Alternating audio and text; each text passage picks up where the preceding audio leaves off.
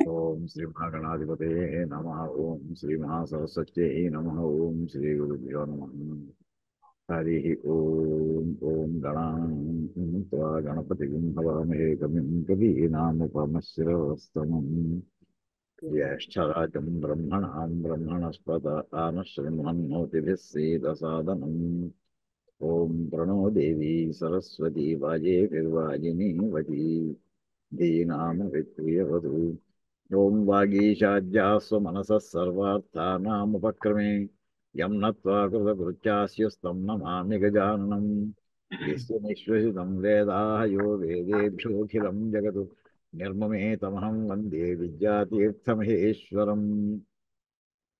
శాంతం పద్మాసనస్థం శశిధరమకుటం పంచవక్త్రం త్రినేత్రం శూలం వజ్రం చ ఖడ్గం పరశుమభేదం దక్షభాగే వహంతం నాగం పాశం చ ఘంటాం ప్రళయహుతవహం సాంకుశం వామభాగే నానాలంకారయుక్తం స్ఫటికమణినిభం పార్వతీశం నమామి. ఓమథాత్మానగం శివాత్మానగం శ్రీరుద్రరూపిణిమేవం ధ్యాయేతు. శుద్ధస్ఫటిక సంకాశం త్రినేత్రం పంచవక్త్రం దశభుజగం సర్వాభరణభూషితం నీలగ్రీవం శశాంకచిహ్నం నాగయజ్ఞోపవీతనం నాగాభరణభూషితం వ్యాఘ్రచర్మాంబరధరం కమండలవక్షసూత్రధరం అభయవరకనం శూలహస్తం జ్వలంతం కపిలజటాజూటనం శిఖాముజ్యోతధారిణం వృషస్కంధసమారూఢమమాదేహార్థధారిణం అమృతేనాప్లుతం హృష్టం దివ్యభోగసమన్వితం దిగ్దేవతాసమాయుక్తం సురాసురనమస్కృతం నిత్యం చ శాశ్వతం శుద్ధం ధ్రువమక్షరమవ్యయం సర్వవ్యాపినమీశానం రుద్రం వై విశ్వరూపిణం. ఏవం ధ్యాత్వా ద్విజः సమ్యక్ తతో యజనమారభేత్. ఓం గురుర్బ్రహ్మ గురుర్విష్ణుః గురుర్దేవో మహేశ్వరः గురుః సాక్షాత్ పరబ్రహ్మ తస్మై శ్రీ గురవే నమః. మనం రుద్రాధ్యాయంలో ముఖ్యంగా చమకంలో 3వ అనువాకంలో ఉన్నామండి. శంచమే మయష్టమి. అందులో కొన్ని పదాలకి కొంతవరకు చెప్పుకున్నాం, ఇంకా కొంత చెప్పుకోవాలి. సూశ్చమే ప్రసూశ్చమే శీరంచమే లయశ్చమ అర్థంచమే మృతంచమే యక్ష్మంచ మేనామయచ్చమే. అనామయం అనే పదం ఒకటి ఉంది చూసారా, అదొకటి మళ్ళీ వారి ఇంకా ఇందులో వెనకాల పదాలకు మళ్ళీ ఇంకా కొత్త కొన్ని కొత్త ఉదాహరణలు కూడా లభిస్తున్నాయి. అవి తర్వాత చూద్దాం. ప్రస్తుతం ఇక్కడే మధ్యలోనే ఉన్నాం కనుక అనామయం అనేటటువంటి ఆ పదానికి ఇక్కడ చూడండి. అనామయ జ్వరాది అల్ప వ్యాధి రాహిత్యం. ప్రబల వ్యాధికేమో యక్ష్మం అని అన్నారు. అయక్ష్మం అంటే ప్రబల వ్యాధులు లేకుండా ఉండుగాక, అల్ప వ్యాధులు కూడా లేకుండా ఉండుగాక. అయితే ఈ అనామయం అనే మాట అత్యంత ప్రసిద్ధమైనటువంటి. ఆమయము అంటే రోగం అండి, అనామయం అంటే రోగం లేకపోవడం. ముందు చాలా సింపుల్గా కనిపిస్తుంది. కానీ ఇక్కడ ఉదాహరణ మనకి రామాయణంలో రామరావణ యుద్ధం అవుతుండగా అక్కడ మనకి మీకు గాయత్రి రామాయణం ఎవరన్నా చదివిన వాళ్ళు ఉంటే, చదువుతున్న వాళ్ళు ఎవరన్నా ఉంటే అందులో ఒక వాక్యం వస్తుంది చూడండి. యస్య విక్రమమాసాజ్య రాక్షస నిధనం గతాః తమ్మన్యే రాఘవం వీరం నారాయణం అనామయం. రావణాసురుడు మొదట్లో మామూలుగా లౌకికంగానే తీసుకున్నాం, ఆధ్యాత్మపరంగా తీసుకోవద్దు. అతను ఎప్పుడూ శ్రీరాముడిని నారాయణుడని ఎప్పుడూ ఒక్కసారి కూడా అనలేదు.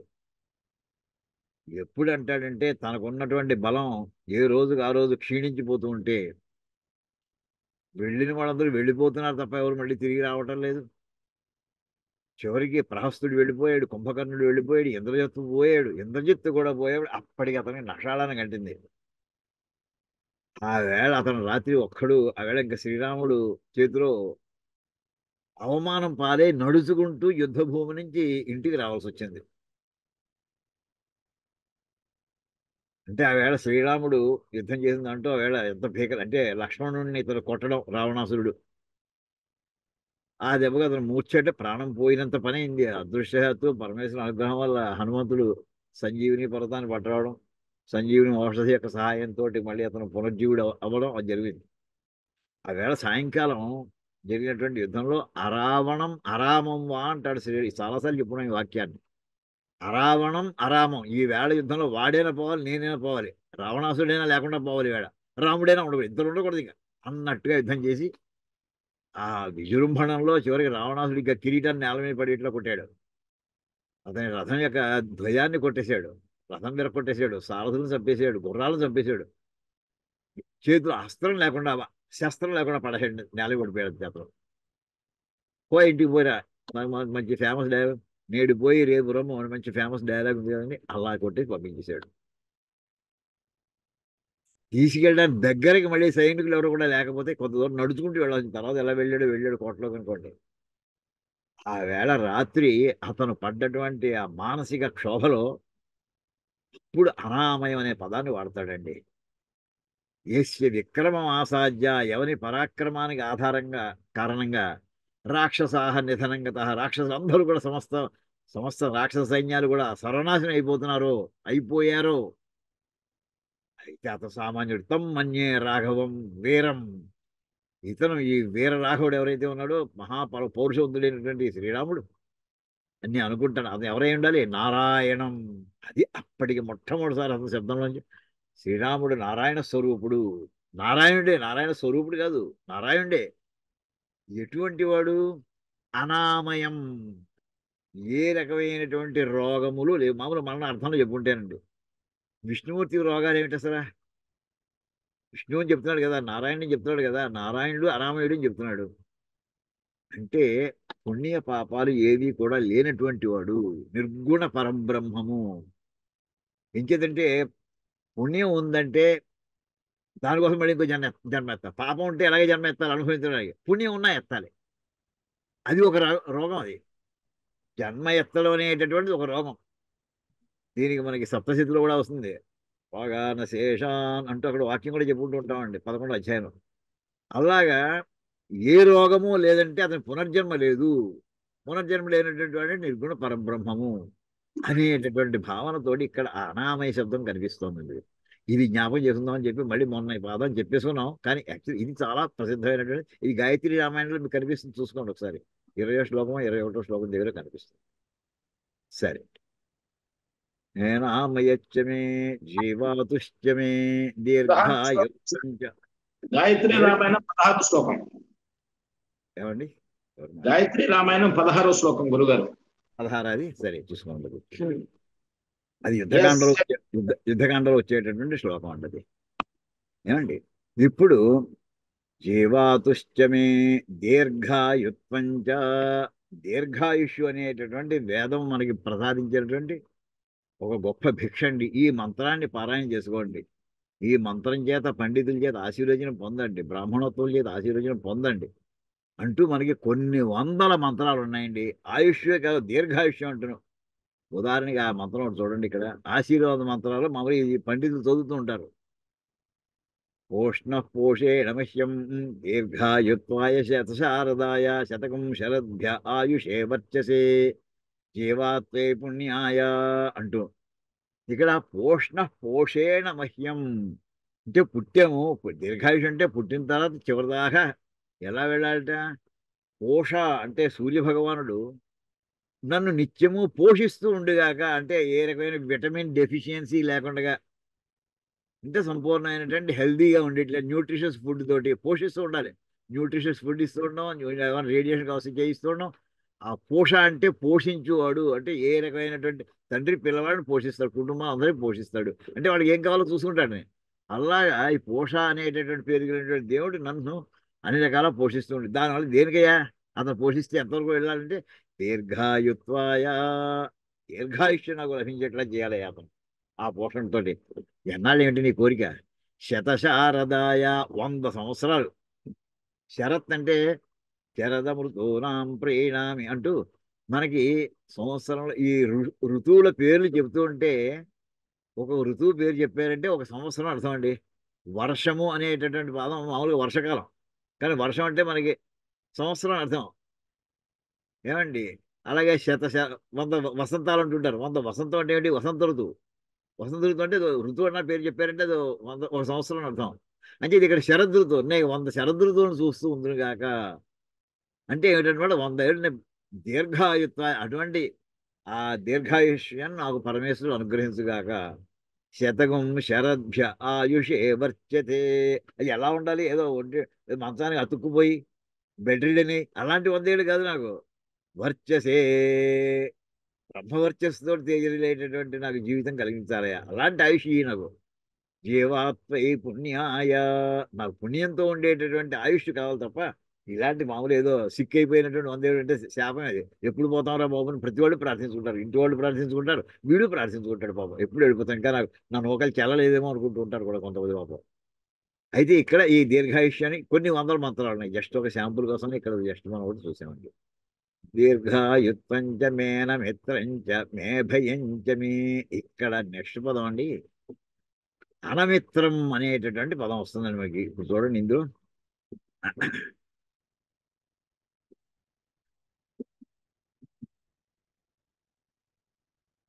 ఇక్కడ అనమిత్రం అని ఇక్కడ దీర్ఘాయుత్వం అపమృత్యు రాహిత్యం. అపమృత్యు అంటే అకాల మరణం లేకుండా ఉండుగాక, అంటే సంపూర్ణాయుష్ కూడా ఉండుగాక అని అక్కడ చెప్పను. అనమిత్రం అంటే వైరి రాహిత్యం, శత్రువులు లేకుండా ఉండుగాక అని చిన్న మాటలో చెప్పేశారండి. కానీ ఎందుకో సంతృప్తిగా ఇంకా ఇంకా చెప్పుకోవచ్చు అనిపిస్తుందండి. ఇందులో 3 మాటలు ఉన్నాయండి. అనమిత్రంలో మిత్ర ఉంది, అమిత్ర ఉంది, అనమిత్ర ఉంది. అనమిత్రం అంటే ఏంటంటే నా ప్లస్ అమిత్రము, నాకు అమిత్రులు లేకుండా ఉండుగాక. అమిత్రుడు అనే పదం ఎలా వచ్చింది? నా ప్లస్ మిత్ర, మిత్రుడు కాకుండా ఉండుట అంటే శత్రువు ఉంటుట. అంటే అనమిత్రం అనే మాట ఏమిటంటే నాకు శత్రువులు లేకుండా ఉండేట్లా చెయ్యి. అంటే డబల్ నెగిటివ్ని మనం పాజిటివ్గా తీసుకోవడం అండి. దాన్ని వైరాహిత్యం అన్నాడు. కానీ అసలు మిత్రుని యొక్క లక్షణం ఏమిటి అసలు? స్నేహితుడు, మిత్రుడు అంటేను ఎలాంటి స్నేహం అంటే దానివల్ల ఏమి గుణాలు ఉంటాయో మనకి సుందరకాండలో కనిపిస్తుందండి. సుందరకాండలో ఈవేళ మిత్ర పదానికి నేను మిత్రుడిగా ఉండనంటావు అనుకో, అప్పుడు అమిత్రుడిగా ఉంటే జరగబోయేది ఏమిటి? అది కూడా కాకుండా మళ్ళీ నువ్వు అనమిత్రుడిగా ఉండాలంటే నీకేం లభిస్తుంది? 3 పదాలు అక్కడ చక్కటి ఉదాహరణ లభిస్తాయండి. అది చూద్దాం ఒకసారి. అనమిత్ర అనే పదం అసలు అలాంటి డబల్ నెగటివ్స్ ఉండేటటువంటి పదాలు ఉంటాయా? అవి చూద్దాం. సీతాదేవి అతనికి చెప్తూ రావణాసుడు వచ్చిన తర్వాత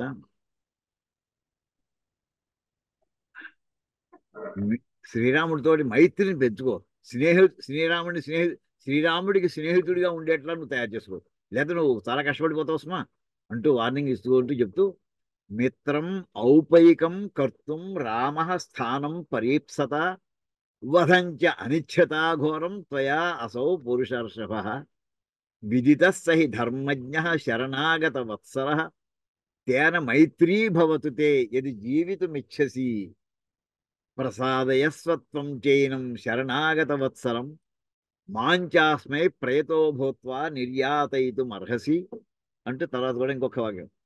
ఏవం హితే భవేత్ స్వస్తి సంప్రదాయ రఘూత్తమే అన్యథాత్వం హి కుర్వాణో వధం ప్రాప్స్యసి రావణ అనే మాటలు ఇక్కడ మిత్ర అమిత్ర అనే 2 పదాలు ఇక్కడ ఇందులో మనకి వర్ణన కుదురుతుందండి.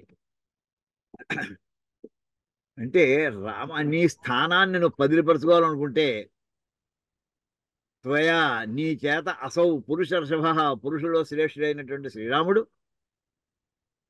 మిత్రం ఔపైకం కర్తుం అంటే ఈ సంస్కృతంలో 2 పదాలు ఉన్నాయండి. మిత్ర శబ్దంలోనే ఒకటి నపుంసకలింగంలో ఉంది, ఒకటి పుల్లింగంలో ఉంది. స్నేహితుడు అని చెప్పాలంటే మిత్రం నపుంసకలింగార్థంలో పదంలో వాడాలి. మిత్ర అని పుల్లింగ శబ్దంలో సూర్యుడి అర్థం. సూర్యుడికి మిత్ర అని పేరుంది. మిత్ర రవి సూర్య భావన ఖగపోష హిరణ్య గర్భ మరీచి ఆదిత్య సవితురు అర్క భాస్కరేభ్యో నమ పద్మిని ఛాయా ఉష సౌజ్ఞ సమయం చెప్తాను సార్. అక్కడ మిత్ర అనే పదంతో సూర్యుడికి మిత్రం అన్నారంటే స్నేహితుడు.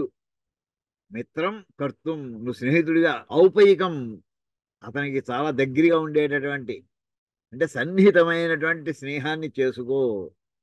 నువ్వు నీ స్థానాన్ని నీ జాగ్రత్తగా ఉంచుకోవాలంటే పరీప్సత నీ స్థానాన్ని జాగ్రత్తగా కావాలని నువ్వు కోరుకుంటే శ్రీరాముడితో మైత్రిని కోరుకో. సీతాదేవి రావణాసు చెప్తున్నటువంటి ఉపదేశం ఉంటుంది.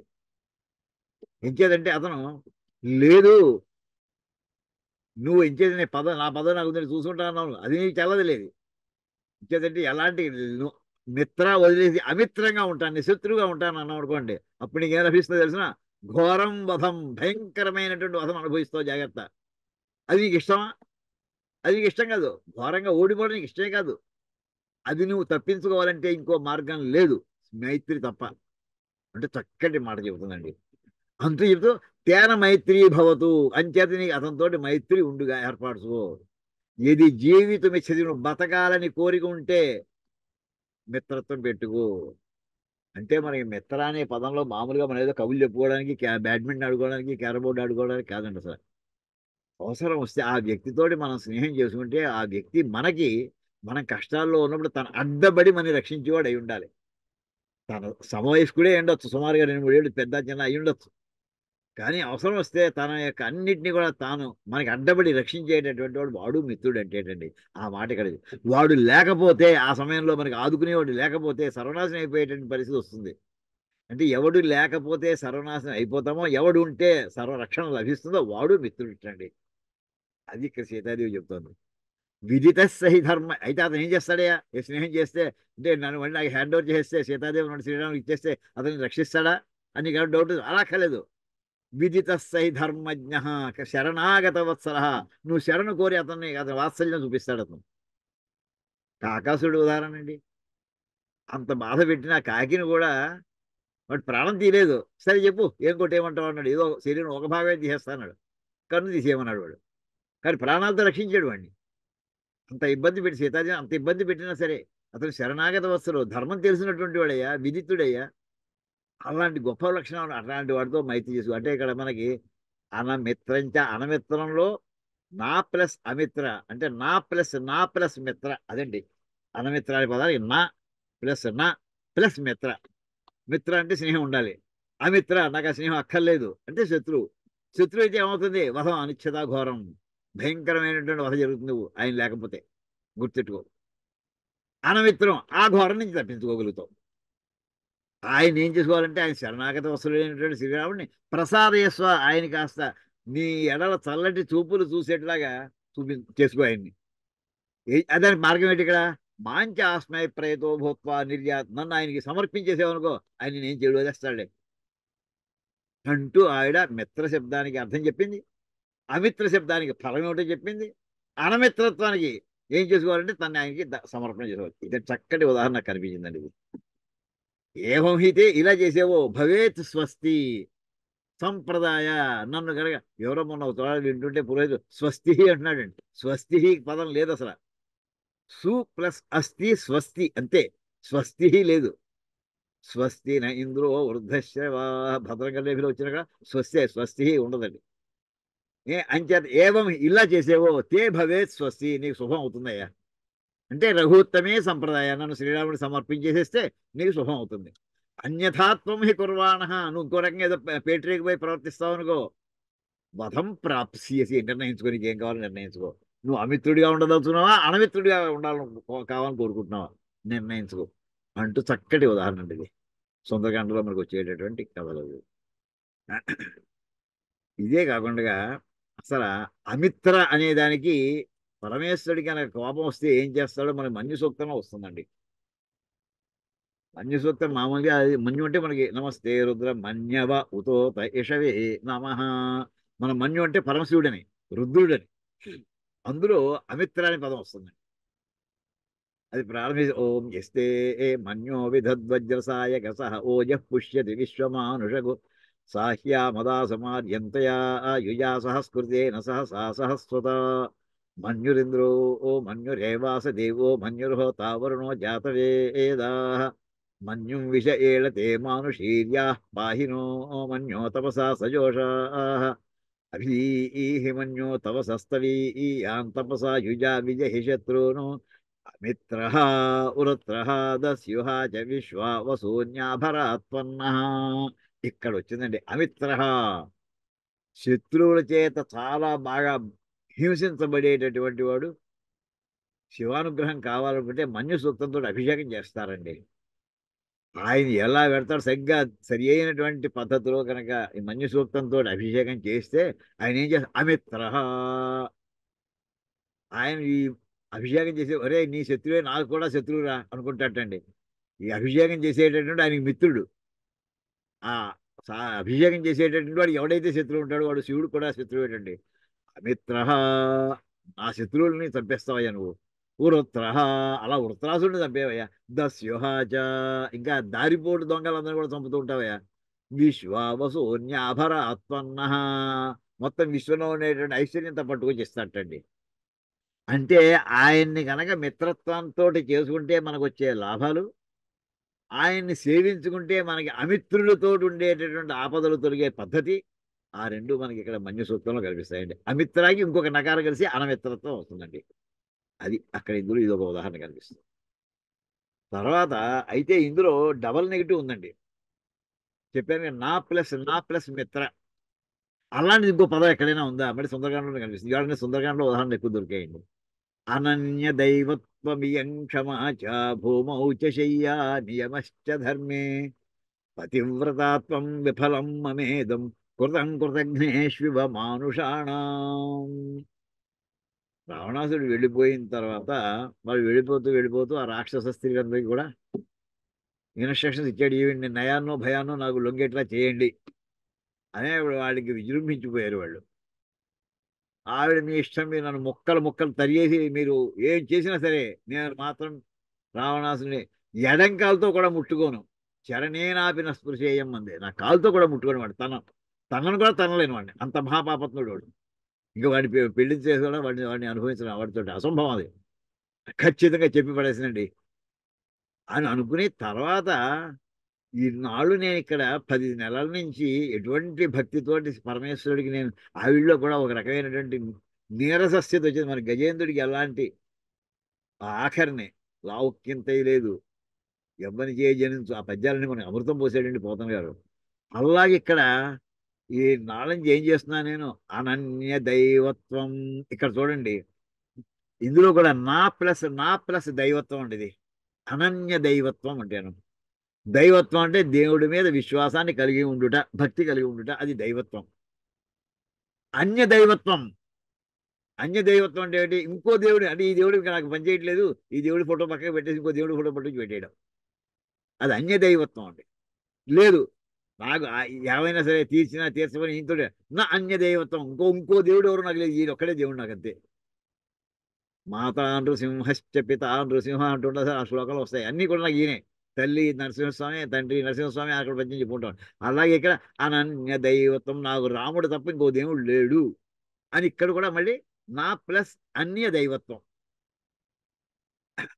నా ప్లస్ అన్య ప్లస్ దైవత్వం అలా చెప్పుకోవాలండి. దైవత్వం అంటే ఒక దేవుడి మీద గురి పెట్టుకుని ఆయన మనం సేవ చేసుకోవడం. అన్య దైవత్వం, ఈ దేవుడు నాకు పని చేయలేదు, ఏదో పరీక్ష నువ్వు అయ్యా ఏదో మొక్కుకున్నావు, పరీక్ష అవ్వలేదు, ఈ ఏం నాకు చేయలేదు, తీసేసేయి, ఫోటో పక్కన పెట్టేసేయి, ఇంకో దేవుడి ఫోటో పట్టుకు పెట్టేయడం, అక్కడ మళ్ళీ అగరత్తులు వేయించేయడం, పువ్వులు వేసేయడం.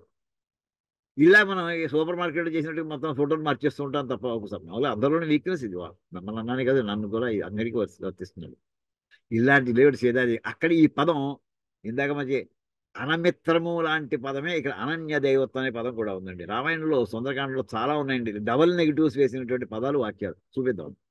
ఆవిడ సందర్భం వచ్చింది కనుక ఆవిడ ఎంత బాధపడుతుందంటే, ఒకే ఒక్క దేవుడిగా ఇంక రెండో దేవుడు లేకుండా నిన్నే నమ్మేనుకున్నాయా, ఈ క్షమాచాయన్నాళ్ళు ఓర్పి పట్టారయ్యా. ఇంకా హనుమంతు చెట్టు మీద ఇంకా దిగలేదు. భూమౌ చ శయ్యా, కటిక నేల మీద పడుతున్నానయ్యా. నియమశ్చ ధర్మే, ధర్మాన్ని తప్పకుండా ఆ నియమంతో పాటిస్తున్నానయ్యా. పతివ్రతాత్వం, మళ్ళీ ఏ రకం డైల్యూషన్ లేనటువంటి పతివ్రతగా ఉన్నాను. విఫలం, అంతా కూడా శుద్ధ దండగైపోయింది. విఫలం మమేదం, ఏం రక్షించే నన్ను. ఎలా ఉందంటే, కృతజ్ఞుడికి సహాయం చేస్తే అది ఎలా అయితే మళ్ళీ కృతజ్ఞత వాడికి లేదు. వాడు పని చేయించుకోవడం వరకే తప్ప మళ్ళీ వాడు తిరిగి రెసిప్రికేషన్ ఎవరు లేదు అసలు వాడికి. అలాగే బూడిదలో పోసిన పన్నీర్ అంటాం, అలా అయిపోయా మొత్తం అంతా అంటూ అక్కడ ఈ మాట వాడడం జరుగుతుందండి. ఇది కాకుండా ఇలాంటి పదం చాలా రేర్గా వాడతారు ఇవి. ఇక్కడికి మళ్ళీ ఇంకోటి 9వ సరుకులో వస్తుందండి సుందరకాండలోనే. డబుల్ నెగిటివ్స్ తోటి చూడండి. హనుమంతుడు ఇంకా రావణాసుడి బెడ్రూమ్ లో ప్రవేశించాడు. ఇంకా రావణాసుడి బెడ్ దాకా వెళ్ళలేదు. ముందర వెళుతుంటే ఆయన హాల్లో గుమ్మలో ఎంటర్ అయ్యాడు. పుష్ప విమానం దిగి అక్కడ ఉన్నటువంటి ఆ స్త్రీలు కొన్ని 7,000 మంది ఉన్నట్టండి. అటువంటి వాళ్ళలో ఎలా ఉన్నట్టు అందరూ కూడా నచాకులీన నచహీన రూప నా దక్షిణ నానుపచారయుక్త భార్యాభవత్తస్య నహీన సత్వ నచాపి కాంతస్య నకామనీయ. కులీన అంటే మంచి కులంలో పుట్టినటువంటిది. అకులీన అంటే పెద్దంత చెప్పుకోవడానికి ఆ వంశం గురించి చెప్పుకోక్కర్లేదులే. అలాంటి ఒక్కటి కూడా లేదు. అలాంటి అంటే నీచమైనటువంటి హీనమైనటువంటి కులాల్లో పుట్టింది ఎవరు లేరు. అకులీన అంటే హీనమైనటువంటి కులాల్లో పుట్టింది నా ఎవరు లేరు. నచ హీన రూప, రూప అంటే అందంగా ఉండేటటువంటి, హీన రూప అందం తక్కువ, హీన అందం లేదు. నచ హీన రూప అందం లేనటువంటి స్త్రీ లేదు అక్కడ. అది డబల్ నెగిటివ్ చూడండి. నా దక్షిణ, దక్షిణ అంటే సమర్థురాలు, అదక్షిణ అంటే అసమర్థురాలు. అసమర్థురాలు ఎవరూ లేదు. నా దక్షిణ నానుపచారయుక్త. అసలు వీళ్ళందరూ కూడా మహారాజు వంశాల్లోంచి ఉన్నటువంటి వాళ్ళని రాజుని ఓడిస్తూ ఉండడం, వాళ్ళ అమ్మాయిని తీసుకొచ్చేస్తూ ఉండడం. వచ్చిన తర్వాత వాళ్ళందరూ ఇతను మోహించారు రావణాసురుడిని. వాళ్ళందరూ కూడా సేవలు చేయించుకునేటటువంటి ఉపచారయుక్త అంటే ఉపచారాలు చేయించుకునేవాడు. అనుపచారయుక్త వీళ్ళ అంటే ఇప్పుడు మనకి ఉదాహరణ చెప్పుకుందామంటే మన దేశంలో ఒక నాయకురాలు వేళ పేరు చెప్పుకోవద్దు కానీ ఏమిటండి ఒక హోటల్ బార్లో పనిచేసేటటువంటిది ఈ దేశానికి మనకి పరిపాలనించే స్థాయిలోకి వెళ్ళిపోయింది. అది వంశం ఎటువంటిది పెద్ద ఏమైనా చెప్పునిదా? ఓ క్వీనా? ఆ వంశం పోనే ఏం కాదు. అనుపచారయుక్త నాచాకులీనా క్యారెక్టర్లో వస్తుందా? లెక్కేసుకోండి. నా అనుపచారయుక్త అక్కడే ఉంటే తన స్థాయి ఏంటి అసలు? అనుపచారయుక్త ఉపచారాలకు యోగ్యమైంది కాదు. అలా ఉపచారాలకు యోగ్యురాలు కానటువంటిది ఎవరు లేరు ఇక్కడ. ఆర్యాభవత్తస్య నహీన సత్వ. ఇక్కడ సత్వం అంటే బలం లేదా పుష్టి. పుష్టి అంటే ఐశ్వర్యం. హీన సత్వ చెప్పుకోవడానికి మధ్య ఐశ్వర్యం ఏం లేదు. అలాంటిది ఏం లేదు. హీన సత్వ ఐశ్వర్యం లేనట్టు నా హీన సత్వ ఐశ్వర్యం లేనిది లేదు. అంతా ఐశ్వర్యవంతులే వాడు అందరూ కూడా. అంటే పుట్టిన దగ్గర వచ్చినటువంటి వాళ్ళు అన్నీ కూడా ఐశ్వర్యవంతులే వాడు. నచాపి కాంతస్య నకామనీయ. అంటే ఈ అమ్మాయి పోతే చూడడానికి ఏమైనా అందంగా ఉందా? అమ్మాయికి 2 సార్లు చూడడానికి వీలుగా ఉందంటే చూడడానికి వీలుగా లేనటువంటి అమ్మాయిలు ఎవరు లేరు. నకారాన్ని నకారం అండి అని ఇలాగ మనకి డబల్ నెగిటివ్ అంటే ఇందాక చెప్పినటువంటి అనమిత్రంచ అక్కడ వాడినటువంటి డబల్ నెగిటివ్స్ ఎలా ఇవి రేర్గా వస్తాయండి. ఇటువంటి ఎగ్జాంపుల్స్ చాలా ఫ్రీక్వెంట్ గా రావు కానీ దొరికే మనకు అదృష్టం అది జస్ట్ చూపిద్దామని వాక్యాలు తీసుకుంటాం. తర్వాత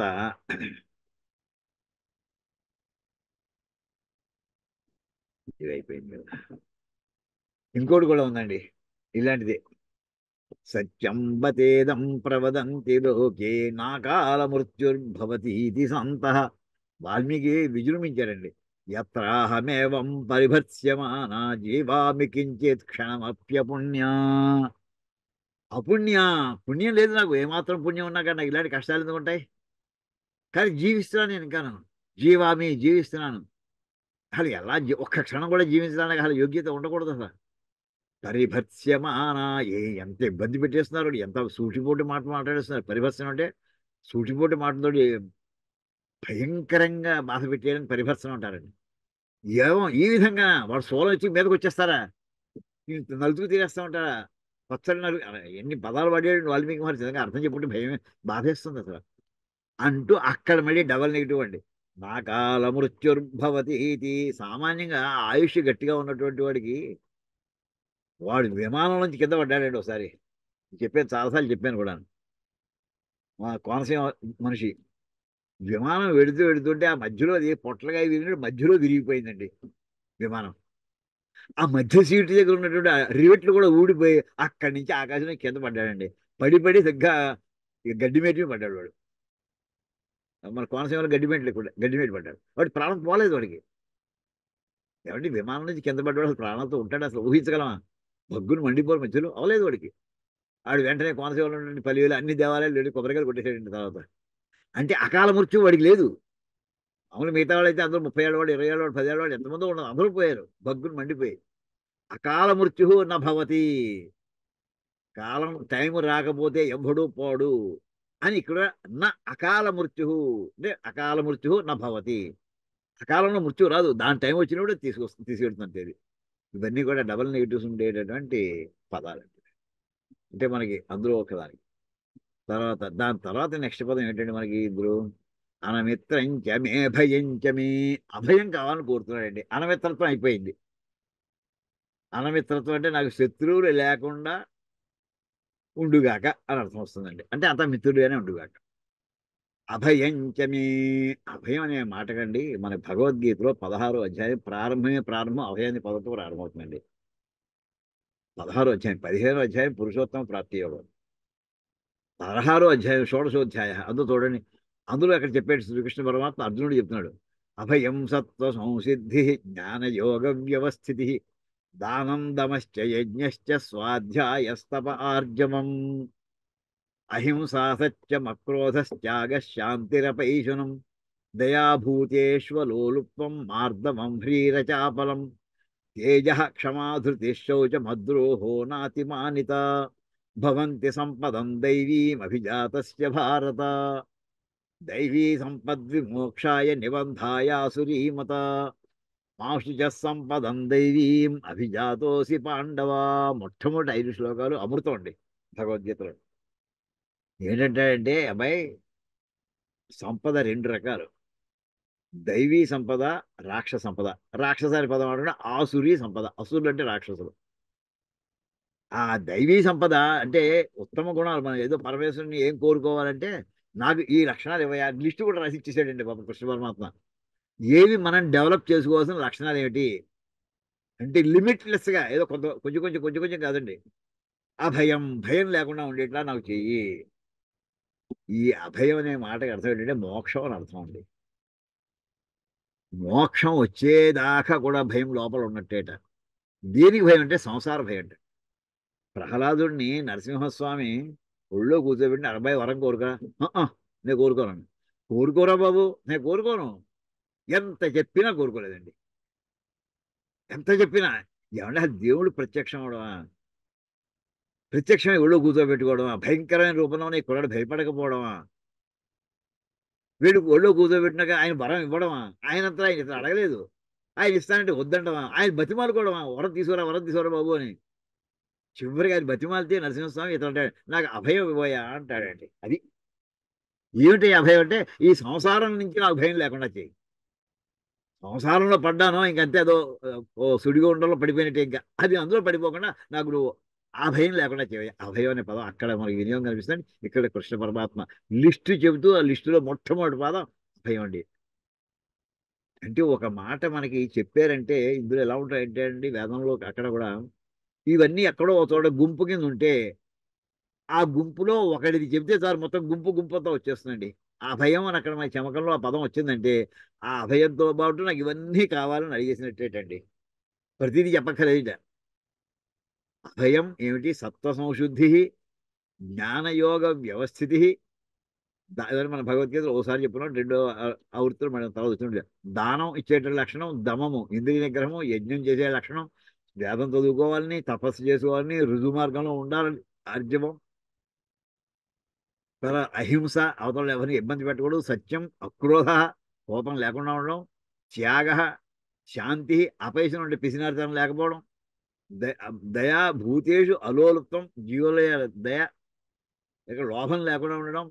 మృదువుగా మాట్లాడే పద్ధతి ఉండడం. హ్రీహి, సిగ్గుపడుతూ ఉండేట్లా ఉండడం. అచాపలం, చపలత్వం, చపలంగా ఉండడం లేకుండా ఉండడం. తేజస్సు, క్షమ, ఓర్పు, పట్టుదల, శౌచము, అద్రోహం, అవతల ద్రోహం చేయకుండా ఉండాలి చింత, నా అతిమానిత, నేను చాలా గొప్పవాడిని అనేటువంటి భావన, అహంకారం లేకుండా ఉండడం. ఇవన్నీ కూడా దైవీ సంపద అండి. భవంతి సంపదం దైవీం అభిజాతస్య భారత. ఇవన్నీ కూడా మనిషి వంశంలో మంచి లక్షణాలతో పుట్టేంటే ఇవి ఉంటే వీడే గొప్పవాడు అంటాను. దైవీ సంపత్తి ఉంది వీడికి. ఇది కావాలని కోరుకోండి. మన మోక్షం రావడం కాబట్టి ఆలస్యం అనుకోండి, పోనీ అది రాలేకపోయినా ఇవేనా కనీసం ఇందులో ఏ ఒక్కటైనా వచ్చినా పర్వాలేదు, ఒక్కొక్కటి స్టెప్ ఇవ్వండి మనం పెంచుకోవాల్సినటువంటి. ఇది కాకుండా ఇంకో డైరెక్షన్ నాకు డబ్బు కావాలి, ఆస్తి కావాలి, బంగాళాలు కావాలి, బిల్డింగ్ కావాలి, దోళ్ళు కావాలి, ఇలాంటి, ఇంకా అది ఆసురీ సంపదలో వెళ్ళిపోతుంటండి. వద్దనడు, ఎంత కావాలో అంత తీసుకోవాలి. దరిద్రాన్ని అనుభవించమని ఎప్పుడు చెప్పడు, కానీ దాని మీదే దృష్టి పెట్టుకోకు, ఇవి అసలు పొందవలసినటువంటి అని అంటూ ఇక్కడ ఉండేటటువంటి అభయం అనే మాటను మనకి ఇక్కడ చెమకంలో వాడేది. అభయంచమే అంటే మొత్తం ఈ గ్రూప్ అంతా కూడా దైవీ సంపత్తు నాకు అనుగ్రహించవయ్యా అని అక్కడ భావం కనిపిస్తుంది. అభయంచమే సుగంచమే. నెక్స్ట్ ఇంకోటి అండి, సుగంచమే శయనంచమే. సుగం అనే మాట ఉందండి. సుగం అంటే నా ప్రయాణము సుఖముగా నేను ప్రయాణము చేయుటకు వీలుగా ఉండుగాక అని అర్థం అండి. అంటే రోడ్లు బాగుండుగాక, ఓ రకంగా చెప్పాలంటే. నేను ఏ వెహికల్లో పెడతానో ఆ వెహికల్ ట్రబుల్ ఇవ్వకుండా ఉండుగాక.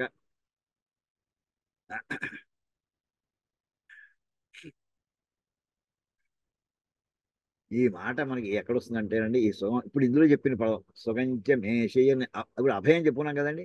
అభయము సుగము అనేటటువంటి మాట వేదంలో మనకి వస్తూ మహన్యాసంలో వస్తాయండి.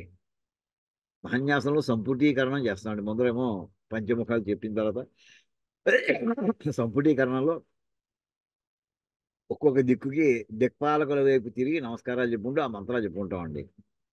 దక్షిణ దిక్కు నుండేటటువంటి యముడికి నమస్కారం చేస్తూ ఓం భూర్భువస్సువః ఓం ఓం సుగన్నః పంథామభయం కృణోతు యస్మిన్ నక్షత్రే యమ ఏతి రాజా యస్మిన్నేనమభ్యషించంత దేవాః తదస్య చిత్రగుం హవిషా యజామ.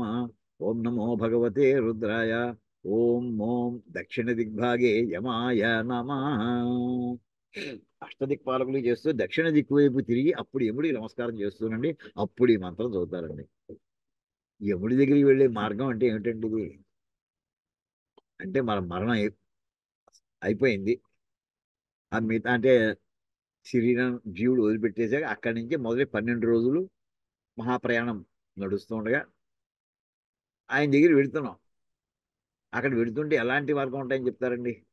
భయంకరమైనటువంటి గౌరవాది మామూలుగా చెప్తుంటారు కదా, యమకింకర్లు అందరూ అక్కడ ఉండేటటువంటి మార్గం.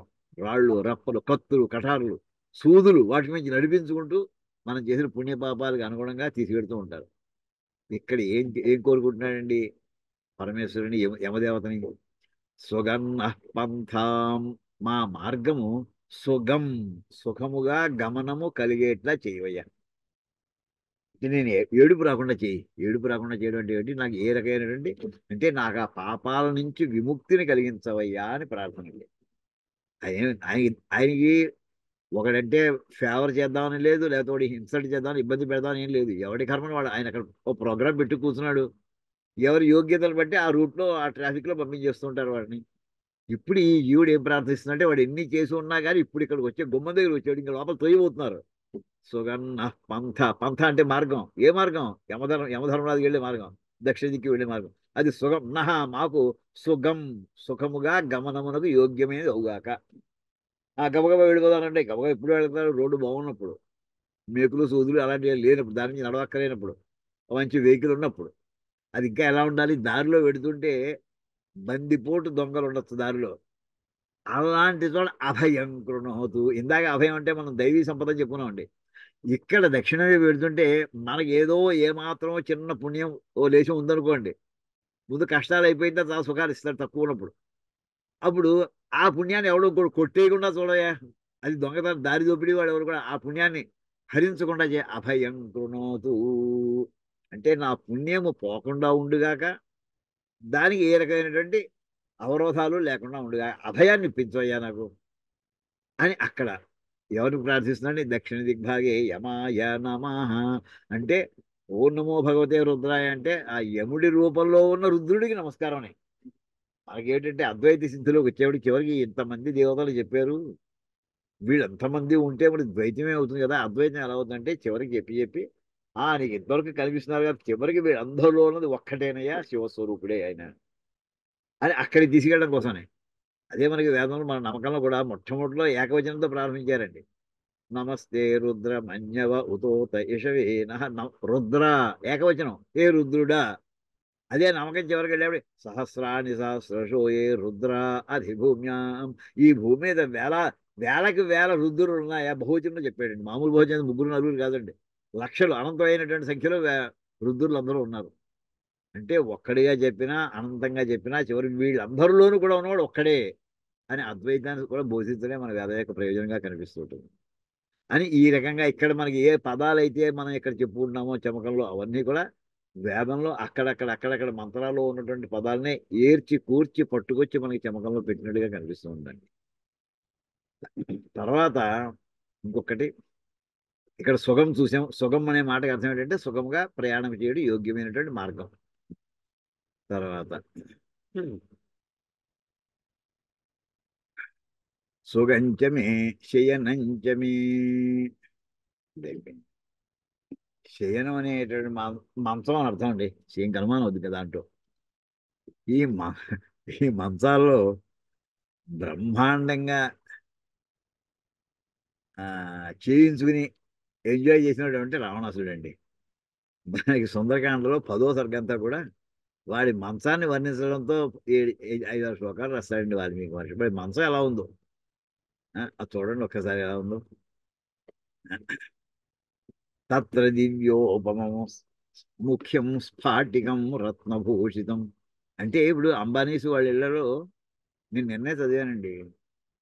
దుబాయ్లో ఒక రూము రోజుకి రెంట్ 62 లక్షలండి. రోజుకి ఒక రూము. రోజుకి ఒక రూము రెంట్ 62 లక్షలండి. అంటే ఎన్ని రకాల భోగాలకి సంబంధించిన పదార్థాలు అక్కడ వాడి ఉండాలి. ఎందుకు అంతవరకు ఎందుకు మన విశాఖపట్నంలో ఈ మధ్య కొత్తగా పాత గవర్నమెంట్ కట్టించినటువంటి దాని గురించే చెప్పుకుంటున్నారు కదా ఎలాంటి వేశారని. అలాగా ఇక్కడ మంచాన్ని వర్ణిస్తాడండి. అదే మనకు తెలియవు ఇలాంటి కూడా ఇన్ని రకాలుగా. ఏదో మనకి వెంటనే చాలా గొప్పది. అంత గొప్పదంటే ఏమిటి ఇక్కడ వర్ణిస్తాను. తత్ర దివ్యోపమం ముఖ్యము స్ఫాటికము రత్నభూషితం అవేక్షమాణో హనుమాన్ దదర్శ శయనాసనం. ఇక్కడ మనకి శయనంచమే అంటే శయనం అంటే పడుకునే ఆ మంచం ఎలా ఉందంటే అది స్ఫటిక శిలతో చేసినటువంటిది అండి. ఆ స్ఫటిక శిలతో చేసిన అంటే కమ్మి అనమాట. అది ఎటువంటిది? అది రత్నభూషితం. దాంట్లో మళ్ళీ రత్నాలు పొదిగారట. అది ఎలా ఉంది మొత్తం చూసాడు. దివ్యోపమం. దేవతలు కూడా అలాంటిది ఉందా? దేవతలకు మాత్రమే దేవత అంటే అష్టదిక్పాలకులు వాడేటటువంటి మంచం ఎలా ఉండి ఉంటుందో దాంతో పోల్చడానికి వీలు. దివ్య ఉపమం. దాంతో పోల్చడానికి వీలుగా ఉంది రావణాసుడి యొక్క మంచం. అది చూస్తూ ఇంకా ఎలా ఉంది అది. దాంత కాంచన చిత్రాంగై వైడూర్యైశ్చ వరాసనై మహార్హాస్తరణోపేతై ఉపపన్నం మహాధనై. ఇంకా ఏమున్నాయండి. దాంత అంటే దంతములు, ఏనుగు దంతములతోటి. కాంచనం అంటే బంగారం. చిత్రాంగై అందులో ఆ మంచం మీద వాడు చేసినటువంటి ఆ డిజైన్స్ అంటే పందిరి పెట్టి మంచం మీద మరి వెనకాల ముందర చేసినటువంటి రకరకాల అలంకారాలు ఏం చేశాడు. ఏనుగు దంతాలతోటి. ఎన్ని రంగులు ఉన్నాయి మరి అందులో. బంగారంతో చిత్రాంగై వైడు దాంట్లో మళ్ళీ వైడూర్యాలు కూడాను. వరాసనై అందులో కూర్చోడానికి పక్కన మళ్ళీ అంటే మంచం పక్కన సోఫా సెట్. మహార్హ ఆస్తరణ ఉపేతై మామూలుగా కాదు. అబ్బా ఒకసారి కూర్చుని ఇంక లేవబుద్ధి అయ్యదు. ఇలాంటి మళ్ళీ ఇది ఉండేప్పుడు అక్కడ ఎవరిని దాని మీద కూర్చున్నారు. సామాన్యుడు ఎవరిని దాని మీద కూర్చున్నారు కానీ లేవగలండి వీడు. జన్మలో దొరుకుతున్నా వీడికి. అని చెప్పి ఉపపన్నం మహాధనై. ఇక్కడ జరిగి చిన్న కథ కూడా జ్ఞాపకం వస్తుందండి. దాంత కాంచిన చిత్రాంగం.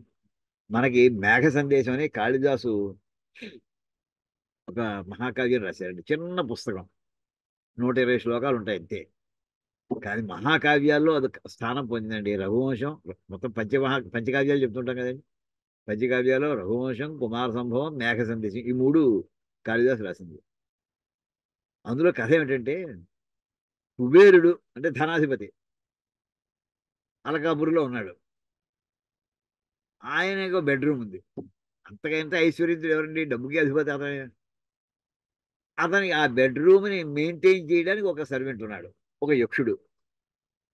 అంటే ఆయన పొద్దున్నే లేచిన తర్వాత ఆ మంచం దొలపడం, పక్క దొలపడం, మళ్ళీ శుభ్రంగా వేసి ఉంచడం, మళ్ళీ ఆయన వచ్చిన తర్వాత దాని మీద ఆయన చేయనిసడం, ఆయన పడుకునేప్పుడు అది వాడుకుంటూ ఉంటాడు. వీడికి ఏం బుద్ధి పుట్టిందంటే యక్షుడికి, మనం సర్దుతున్నాం తప్ప దీన్ని మనం పడుకుని చూడలేదు కదా ఎలా ఉంటుందో అసలు ఈ భోగం. మనం కూడా ఒక్క క్షణం ఆయన ఇప్పుడేం రాడు కదా అని చెప్పి ఆయన పొద్దున్న అయిన తర్వాత కుబేరుడు ఆ మంచం మీద దిగి వెళ్ళిపోయాడు. ఆయన స్నానం అనుష్ఠానం అందులో వెళ్ళిపోయాడు. ఆయన రాజకార్యాలకు ఆయన వెళ్ళిపోయాడు. ఆయన వీడు ఏం చేశాడు? తినగా కూర్చోక వీడు అంత తలిపేసి ఆ మంచం మీద ఒక్క క్షణం పడుకుందాం, మంచం కూర్చుందాం అని చెప్పి వెళ్ళి దాని మీద నిద్ర పెట్టేసింది వీడికి. ఉరికి వాళ్ళు లేచాడు కాసేపటికి. ఇంకా బాబా దులిపేశాను అనుకున్నా దిగిపోయాడు. దిగిపోయిన తర్వాత సాయంకాలం మళ్ళీ ఆయన కుబేరుడు వచ్చేవాడికి మంచం మీద వెంట్రుక కనిపించింది. వెంటనే అది 2 రకాలు. ఒకటి వీడు సరిగ్గా దులిపి ఉండకపోవడం వల్ల తన వెంట్రుకైనా అయి ఉండాలి, లేదా వీడేమైనా వీళ్ళ చిల్లర పని చేసాడేమో అని ఆయన దివ్య దృష్టితో చూసాడు. వెంటనే వీడే ఆ మంచమే పడుకున్నట్టుగా ఆయనకి కనిపించింది. ఆ బలంగా ఆయన శపించాడు వీడిని. ఈ కథ అంతనే మొట్టమొదటి శ్లోకంలో ఒక్క మాట చెప్తాడండి అంతే. కశ్చిత్ కాంత విరహ గురుణ స్వాధికారాత్ ప్రమత్త, స్వాధికారాత్ ప్రమత్త, స్వ అధికారాత్ ప్రమత్త. తాను చేయవలసినటువంటి పనిలో కాస్త ప్రమత్తుడయ్యాడు వీడు, ఈ యక్షుడు. అంచేత ఆయన ఇచ్చే శాపం ఇచ్చాడు ఆయన. కాంత అని ఏమన్నాడు, మీ ఏడాది కాలం మీ ఆవిడ దూరంగా ఉండరు, కొత్తగా పెళ్ళైన వాడే వీడు, మీ ఆవిడ దూరంగా ఉండు ఏడాది కాలం అన్నాడు అంతే. ఎక్కడ వచ్చి పడ్డాడు? వచ్చి వచ్చి వచ్చి రామగిరి ఆశ్రమాలో పడ్డాట. మన రామ్ టేక్ అంటూ ఉంటుంది సరే, అక్కడ చెప్తూ ఉంటారు సామాన్యంగా. అంటే ఈ అలాంటి మంచం మీద ఎవరో ఒక్క క్షణం వెళ్ళినా ఎంత ఆకర్షణీయంగా ఉంటాయి, అటువంటిది వాడు అనుభవిస్తున్నాడు అక్కడ. దాంత కాంచన చిత్రాంగై వైడూర్యైశ్చ వరాసనై మహార్హ ఆస్తరణ ఉపేతై. దాని మీద మళ్ళీ చిన్న చిన్న కంబళిలు. ఉపపన్నం మహాధనై తస్య చైకత తస్య చైకతమే దేశే దివ్యమాలా విభూషితం దదర్శ పాండురం ఛత్రం తారాధిపతి సన్నిభం. ఆ మంచం మీద మళ్ళీ ఓ ఛత్రం ఉందండి. అంటే వీడు పడుకునే శిరస్సు వైపు మళ్ళీ, అంటే పట్టుమంచం కూడా, పట్టుమంచం వెనకాల కూడా మళ్ళీ పైన గొడుగు లాంటిది. సింహాసనం మీద ఎలా అయితే ఉంటుందో ఏకఛత్రాధిపత్యం ఛత్రం గొడుగు లాంటిది అక్కడ మళ్ళీ. అది ఎలా ఉంది? తారాధిపతి సన్నిభం, చంద్రుడిలో మెరిసిపోతుంది అది. జాతరూప పరిక్షిప్తం చిత్రభాను సమప్రభం. ఎంత మంచం వర్ణనండి. బంగారంతో ఏర్పడింది. చిత్రభాను సమప్రభం, చిత్రభాను అంటే సూర్యుడు. ఆ మంచం సూర్యకాంతిలో మెరిసిపోతుంది. అంటే రేడియేషన్ కూడా ఉందన్నమాట దానికి. అశోకమాల, ఆ మంచానికి ఏదో మామూలుగా దులిపేసి మామూలుగా దాని పూలమాల కట్టాడు వీడు. అశోకమాల వితతం. ఎంతో శ్రమపడి వచ్చి ఉంటాడు రావణాసుడు, ఎన్నో యుద్ధాల్లో నెగ్గాడు, ఆ రాత్రి ఇంటికి వస్తాడు, పడుకుంటాడు. ఆ అలసట అంతా పోవడానికి, లేదా యుద్ధంలో కొన్ని దెబ్బలు విడిగే తగులుండొచ్చు, కొంత శోకం కూడా కలిగి. ఇక్కడ అశోక పుష్పాలతోటి ఆ మంచానికి అలంకారం చేసేటండి. రావణాసుడి మంచానికి అశోక పుష్పాలతోటి. అశోక పుష్పం యొక్క లక్షణం ఏంటంటే శోకాన్ని తీసేస్తుంది. దదర్శ పరమ ఆసనం. ఆసనం అంటే ఇక్కడ కూర్చునేదని కాదండి, పడుకునేటువంటి మంచం. ఇంకా దాని పక్కన ఇంక విసిరికలు వీసేటటువంటి వాడు. బాల వ్యజన హస్తాభిమానం సమంతత గంధైశ్చ వివిధైర్దృష్టం వరధూపేన ధూపితం. ఆ మంచం పక్కనే మంచి పెర్ఫ్యూమ్స్, పక్కన మళ్ళీ అగరత్తులు. ఆ అగరత్తులు కూడా మామూలు హై క్వాలిటీ, అలాంటివన్నీ ఉండగా అటువంటి భోగం ఉండేటువంటి ప్రదేశం. అది ఎలా ఉంది చివరికంటే, చివరికి అక్కడ వర్ణిస్తాడండి ఆయన. ఆ హనుమంతుడు ఎదురుపడి, ఇక్కడ 4వ వాక్యం చూడండి. భాస్వరే శయనే. అది దూరంగా చూస్తే అది చీకట్లో కూడా మెరుస్తుందండి కాంతితోటే. మన భాస్వరం అంటే చూసారా, మనకి అప్పుడు ఫాస్ఫరస్ పెడుతుంటాం, చీకట్లో కూడా కలుస్తుంటాయని. అలాగా భాస్వరే శయనే. అటువంటి అక్కడ అంటే మనకి శయనం అంటే కావాలంటే ఇంత ఐశ్వర్యవంతుడికి కూడా, డబ్బు ఉన్నవాడికి ఎలా ఖర్చు పెట్టాలి? ఖర్చు పెట్టుకో, రావణాసుడి మంచంలో తయారు చేసుకోవద్దే అని చెప్పిన చివరికి, ఏదయ్యా ఇలాంటి మంచాలు కావాలని అడగాల దేవుడిని, శివుడిని అడిగేది అదా చివరికి? ఇంత తపస్సు చేసి నాకు మంచం ఇయ్యి, కొంచెం ఇదే అడగడానికి కాదు. కాదు. ఆ మాటకి వెంటనే మన విష్ణు సహస్రనామం జ్ఞాపకం చేసుకోండి. భూషయ అనే పదం వస్తుంది. భూమి నేల, కటిక నేల మీద పడుకున్నాడు శ్రీరామచంద్రుడు. సముద్రుడు తనకి దర్శనం ఇవ్వడం కోసమని అక్కడ ఆయన నేల మీద 3 రోజులు త్రిరాత్ర వ్రతం చేశాడు ఆయన, సముద్రుడు దారి ఇవ్వాలని. అంటే మనకి అల్టిమేట్లీ కావాల్సిన అనుగ్రహం కలిగేటట్టు, నాకు ఏదో ఈ పూట కాలక్షేపం అయిపోయేట్లా చేయవే అంతే తప్పించి అలాంటి భోగాలు కావాలని కోరుకోవడం కోసం ఈ కథ చెప్పట్లేదు మనం. ఇలాంటివి వచ్చినా కానీ ఆకర్షణలో పడద్దు. కుచేలుని ఎక్కడ కూర్చోబెట్టాడంటే కృష్ణ పరమాత్మ, ఇంతకంటే ఇంకా 100 రెట్లు ఐశ్వర్యవంతమైనటువంటి తన శరీరమే కూర్చోబెట్టాడు ఆయన. అలంకారాలు చేశాడు, కాళ్ళు గడిగాడు, నెత్తి మీద దొరుకున్నాడు. ఆయన అక్కడ ఒక్క క్షణం ఉండలేకపోయాడు ఆయన. నాకు యోగ్యత ఉందా? ఆయనకి పరమేశ్వరుడికి ఆయనకు ఉంది, లక్ష్మీనారాయణకు ఉంది, నాకు కాదు అది. అది ఆయన గౌరవిస్తున్నాడు అంతే, నా యోగ్యతను బట్టి, ఆయన ప్రేమ బట్టి అనుకుంటూ అక్కడ అలా అనుకుంటాడు. అలాగా ఉండేటటువంటి సుగంచమే శయనంచమే. ఇంకా తర్వాతది శోషాచమే సుదినంచమే. శోష అనేటటువంటి దానికి అక్కడ ఏం పదాలు ఇచ్చారు భాష ఒకసారి చూద్దామండి, వెళ్ళి మరి ముందర పడదాం.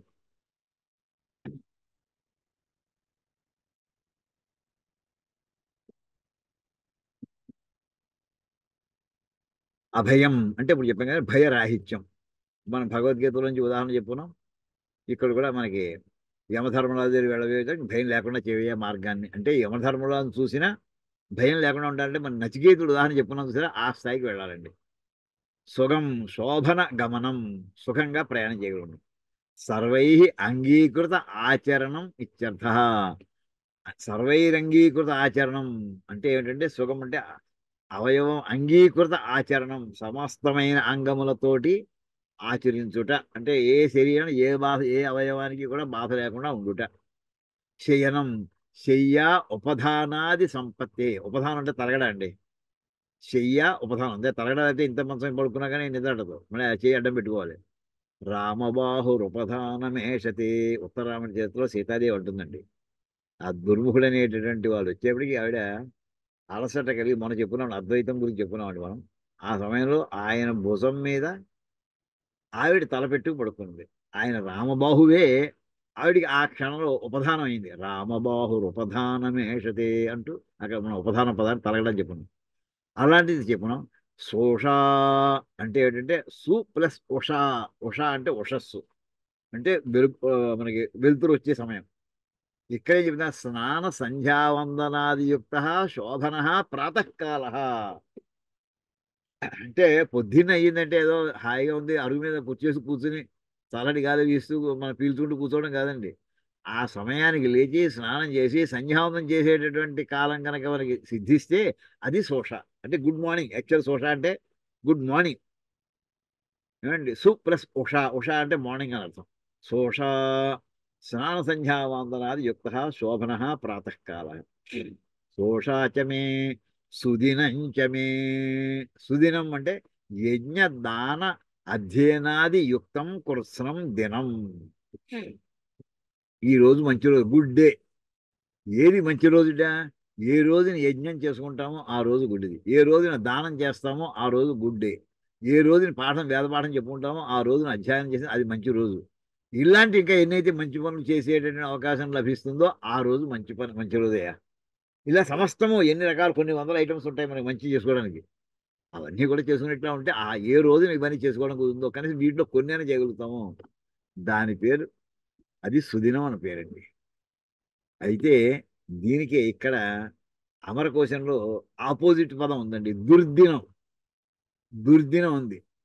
దుర్దినం అనే మాటకి అర్థం వస్తుంది తెలుసునండి. అక్కడ అమరకోశంలో అమరసింహుడు రాసినటువంటి పదం ఇదండి. మేఘచ్ఛన్నేని దుర్దినం. మనకు చూడండి, పెద్దవాళ్ళు ప్రొద్దు కనిపించకపోతే భోజనం చేసేవారు కాదు. అంటే మేఘముల చేత మేఘచ్ఛన్నే అన్ని, అన్ని అంటే పగలు. ఏ రోజుని పగలు మేఘముల చేత కప్పబడి ఉంటుందో, సూర్య దర్శనం అవ్వదో మనకి. సూర్యుడు ఉన్నాడు లేకపోలేదు, కానీ మేఘాలతో కప్పేసి పొద్దు నుంచి ముసురెట్టేసింది అంటాం. ఆవిడ సూర్యుడు కనిపించలేదంటే ఆ రోజు దుర్దినం అండి. అంటే మనకి సూర్యుడి యొక్క లక్షణం ఏంటంటే మనకి మిత్రత్వం, ఇందాక చెప్పుకున్నామండి. ఏ రోజున మిత్రుని యొక్క దర్శనము కాదు ఆ రోజు దుర్దినం అండి. అంటే ఎన్ని చేయండి. ఇవాళ సూర్యభగవాన్ ఇవాళ అంతే, మన పెద్దవాళ్ళు మన అందరికీ తెలుసుంటుంది, చెప్పక్కర్లేదు సార్. అందరూ మనం చేస్తున్నాం చేయలేదు ఆలోచన. కానీ మేఘచ్ఛన్నే, ఇది చాలా గొప్ప కొటేషన్ అండి. ఇది అమరకోశంలో వస్తుందండి. మేఘచ్ఛన్నే దుర్దినం అని. ఇలా అంటే మనకి మిత్రుని యొక్క దర్శనం. మిత్రి అనే పదం ఇందాక చెప్పుకున్నా. మేన మిత్రంచమే భయంచమే. అక్కడ స్నేహితుడి రూపంలో తీసుకున్నామండి. ఇక్కడే మామూలుగా సూర్యుడి రూపంలో కూడా చేసుకుంటాం. ఈ రకంగా ఇందులో మనకి ఉన్నటువంటి కొన్ని కొన్ని పదాలకి మనం చూసామండి. అయితే ఇంకొక 2 నిమిషాలు టైం ఉంది కనుక మనం వెనకాల పదాల్లోనే ఇంకా 1-2 పదాలకి ఉదాహరణ కూడా మళ్ళీ లభించాయండి. అది కూడా చూసేద్దాం. చూడండి. శంచమే మయశ్చమే ప్రియంచమేను కామశ్చమే కామశ్చమే సౌమనసశ్చమే భద్రంచమే శ్రేయశ్చమే వశ్యశ్చమే యశశ్చమే భగశ్చమే ద్రవిణంచమే. ద్రవిణం అనే దానికి మనం క్యాష్ అని చెప్పుకున్నామండి. దానికి ఉదాహరణ చెప్పుకున్నాం. కానీ ఈ ద్రవిణం అనే పదం మరి కోదండరావు గారు ఆయన ఏమన్నా ఇంకా మీరు అందులోంచి ఇందులో చెప్తారేమో అని అనుకుంటున్నాను అంటూ అన్నారు ఆయన వేళ. దానికి ఆలోచిస్తేనండి మనకి పదం చాలా చోట వస్తుంది. సంధ్యావందనంలో వస్తుందండి ద్రవిణం అనే మాట.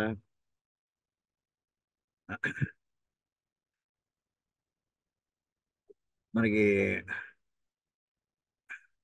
సంధ్యావందనంలో ఆయు అంటే ఒక్క క్షణం అండి. అలాగే నరసింహస్వామి మాతా నృసింహశ్చ పితా నృసింహ భ్రాతా నృసింహశ్చ సఖా నృసింహ ద్రవిణం నృసింహ అని వస్తుందండి అక్కడ. ద్రవిణం అంటే నాకు నా ఐశ్వర్యం అంతా ఎవరంటే నరసింహస్వామి అనే ఉదాహరణ అక్కడ కనిపిస్తుందండి. తర్వాత ఇవి సంధ్యావందనం కూడా ఆయు, తర్వాత వచ్చో ద్రవిణం అనే పాట వస్తుంది.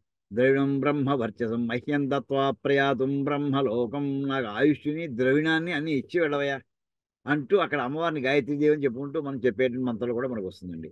ఇలాగా మొత్తం మీద మనం ఈ శంచమే మయష్టమే ఇది ఎంచేతంటే శుభాలన్నీ కూడా ఒక చోట రాశీభూతంగా చేసి, ఇవన్నీ కూడా బాహ్యమైనటువంటి సౌఖ్యాలను కూడా నువ్వు కోరుకో, ఏం పర్వాలేదు, కానీ అక్కడే ఆగిపోకు.